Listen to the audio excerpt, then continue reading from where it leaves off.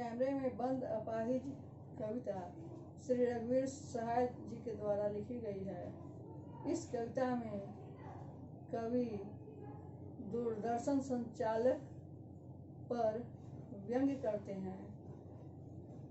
दूरदर्शन वाले अपने कार्यक्रम को सफल बनाने के लिए अपाहिज को रुलाना चाहते हैं। अपाहिज रोए और उसको रोते देख करके दूरदर्शन देखने वाले भी रोएं, तभी कार्यक्रम सफल हो पाएगा। इसी उद्देश्य से वे अपाहिज को एक बंद कमरे में ले जाते हैं और वहाँ पर कैमरे में उसे बंद करके उसका दृश्य दर्शकों को दिखाते हैं। रघुवीर सहाय जी कहते हैं, हम दूरदर्शन पर बोलेंगे, हम समर्थ शक्तिवान, हम एक दुर्बल को लाएंगे। एक बंद कमरे में उसे पूछेंगे, तो आप क्या अपाहिज हैं? दूरदर्शन वाले अपने को समर्थ शक्तिशाली समझते हैं। वे चाहते हैं कि हम सबसे बड़े समर्थवान हैं, शक्तिशाली हैं, हम जो चाहेंगे वह करके रखेंगे। और इसी उद्देश्य से वे एक कमजोर अपाहिज को एक बंद कमरे में बैठाते हैं और उससे अनेक प्रकार के क्वेश्चन पूछते हैं, अनेक प्रकार के प्रश्न पूछते हैं। अपाहिज से वे कहते हैं कि क्या आप अपाहिज हैं? क्या आप विकलांग हैं? विकलांग जिसका कोई एक न एक अंग गड़बड़ रहता है, उसे ही हम विकलांग कहते हैं। अब मीडिया वाले उससे प्रश्न पूछते हैं कि आप क्या अपाहिज हैं? आप अपाहिज हैं तो क्यों अपाहिज हैं? आप अपाहिज क्यों हो गए? आप विकलांग क्यों हो गए? आपका विकलांगपन तो आपको दुख देता होगा। इस तरह से अनेक प्रश्न पूछते हैं, लेकिन अपाहिज यानी विकलांग व्यक्ति कुछ उत्तर नहीं देता है। मीडिया वाले उसके ऊपर प्रश्नों की बौछार करते हैं। जब वह उत्तर नहीं देता तो मीडिया वाले यानी दूरदर्शन के संचालक एक दूसरे से कहते हैं, कैमरा दिखाओ इसे बड़ा बड़ा, यानी इसको बड़ा बड़ा कैमरा दिखाओ। और उससे पूछते हैं कि हाँ, तो आप बताइए कि आपका क्या दुख है, आपका दुख क्या है, जल्दी बताइए, वह दुख बताइए।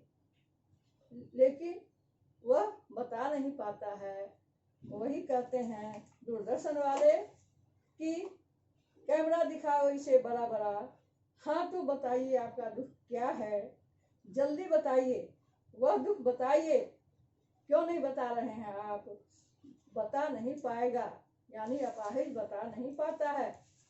जब अपाहिज नहीं बताता है तो दूरदर्शन वाले अपाहिज को कहते हैं कि सोचिए, बताइए आपको अपाहिज होकर कैसा लगता है, आप कैसा अनुभव कर रहे हैं? अपाहिज होकर, विकलांग होकर आप कैसा अनुभव कर रहे हैं? कैसा यानी कैसा लगता है?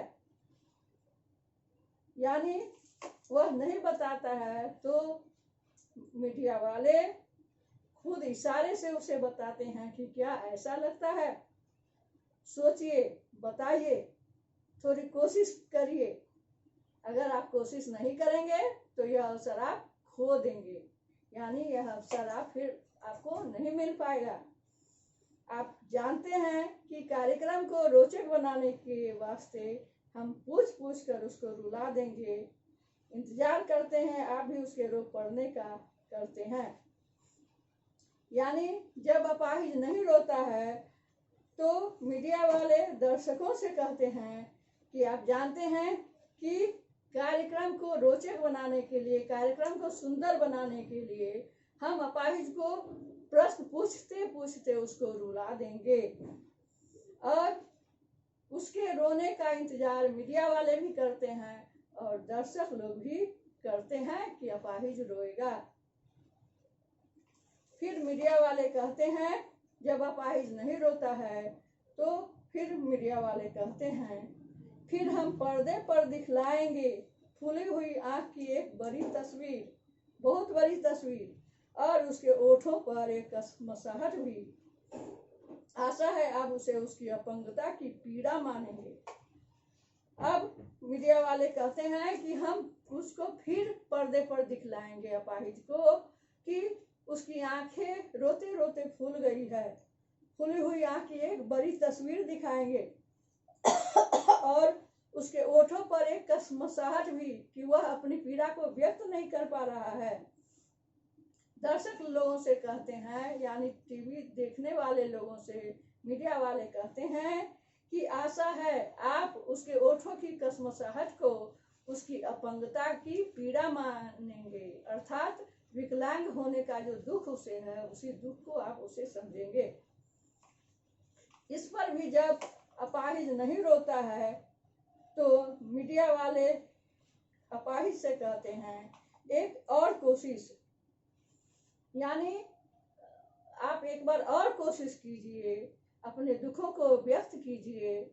और दूरदर्शन देखने वाले दर्शक लोगों को कहते हैं एक और कोशिश, दर्शक धीरज रखिए, देखिए हमें दोनों एक संग रुलाने हैं, आप और वह दोनों।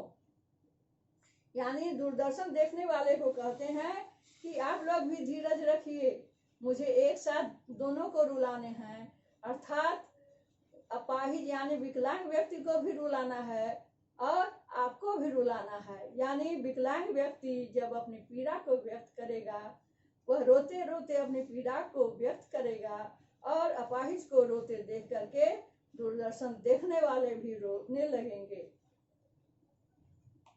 आप और वह दोनों, कैमरा बस करो, नहीं हुआ रहने दो, पर्दे पर वक्त की कीमत है। जब अपाहिज इस पर भी नहीं रोता है, यानी प्रश्नों की बौछार सुनते सुनते भी अपाहिज नहीं रोता है, तो दूरदर्शन वाले कहते हैं कि बस करो, कैमरा को बंद करने के लिए कहते हैं और कहते हैं कि नहीं हुआ रहने दो, अर्थात हमारा कार्यक्रम सफल नहीं हुआ। पर्दे पर समय की कीमत है, पर्दे पर वक्त की कीमत है। अब मुस्कुराएंगे हम। आप देख रहे थे सामाजिक उद्देश्य से युक्त कार्यक्रम, बस थोड़ी ही कसर रह गई। धन्यवाद। अब दर्शक लोगों को कहते हैं कि पर्दे पर समय की कीमत है और अब हम मुस्कुराएंगे और उन लोगों से, दर्शकों से कहते हैं कि आप लोग देख रहे थे सामाजिक उद्देश्य से भरा हुआ कार्यक्रम, बस थोड़ी सी ही कसर रह गई। यानी सामाजिक उद्देश्य इस कविता का तभी पूरा होता जब अपाहिज रोता, अपाहिज के दुखों को देखकर दर्शक लोग भी रोते और दर्शक लोग अपाहिज की पीड़ा को जानकर उसके दुखों को दूर करने का प्रयत्न करते, तब कार्यक्रम सफल हो पाता। किंतु यह कार्यक्रम सफल नहीं हुआ। इस कविता में हम देखते हैं कि दूरदर्शन और मीडिया वाले संचालक, ये लोग इतने क्रूर हैं, इतने कठोर हैं कि वे जानते हैं कि अपाहिज को पीड़ा है और अपाहिज हीनता का अनुभव कर रहा है, फिर भी वे चाहते हैं कि अपाहिज अपनी पीड़ा को व्यक्त करे। दूरदर्शन वाले को स्वयं इसका अनुभव करना चाहिए कि एक तो अपाहिज है ही, विकलांग है ही, उसका कोई न कोई अंग बेकार है ही, फिर भी वह अपनी भावना को कैसे व्यक्त करेगा, उसमें स्वयं ही हीनता का अनुभव है, कैसे वह व्यक्त कर पाएगा। फिर भी वे क्रूर होकर के, कठोर होकर के उसके ऊपर प्रश्नों की बौछार कर देते हैं और अपाहिज मन ही मन अपने दुखों को व्यक्त नहीं कर पाता, दुखों को कसोट कर रह जाता है, वह बेचैन हो जाता है और अपनी पीड़ा को व्यक्त नहीं कर पाता। फिर भी दूरदर्शन वाले उससे हमदर्दी नहीं दिखाते।